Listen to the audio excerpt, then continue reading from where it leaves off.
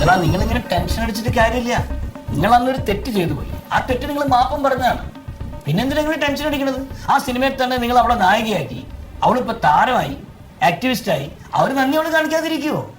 എന്റെ മൊയ്ത് ഇതൊന്നും പറഞ്ഞിട്ട് കാര്യമില്ല. നമുക്ക് സമാധാനം വേണ്ട. ഓരോ കഥകൾ കേൾക്കുമ്പോ പേടിയാവുകയാണ്. ഏതായാലും പുതിയ പുതിയ വെളിപ്പെടുത്തലുകൾ, പുതിയ പുതിയ വിവാദങ്ങളിൽപ്പെട്ട് ആകെപ്പാടെ അമ്പരന്ന് നിൽക്കുകയാണ് നമ്മുടെ സിനിമാ ലോകം എന്ന് വേണം മനസ്സിലാക്കാൻ. നടന്മാർ കൂടുതലായി അഭിഭാഷകരെ സമീപിക്കുന്നു, മുൻകൂർ ജാമ്യത്തിനടക്കം ശ്രമിക്കുന്ന സാഹചര്യം ഉണ്ടാകുന്നു.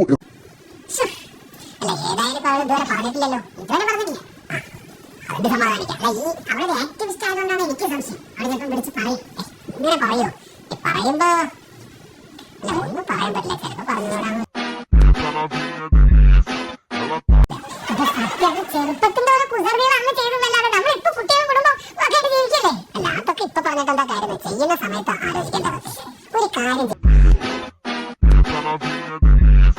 2 പ്രാവശ്യം ആലോചിക്കണം ചെയ്യുന്നത് ശരിയാണോ, അതോ അതിനകത്ത് എന്തെങ്കിലും തെറ്റുണ്ടോ എന്നൊക്കെ.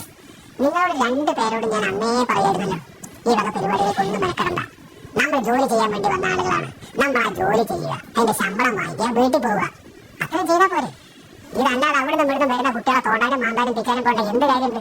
ഞാനും ഈ രംഗത്ത് ജോലി ചെയ്തുകൊണ്ടിരിക്കുന്ന ആളെന്നല്ലേ, എനിക്ക് പരാതിയൊന്നുമില്ലല്ലോ. എന്റെ സത്യം അന്ന് എനിക്ക് അങ്ങനെ അബദ്ധം പറ്റിയതല്ലാതെ എന്നെ കുറിച്ച് നല്ല നാട്ടിൽ പിന്നെ പറഞ്ഞിട്ടുണ്ടോ?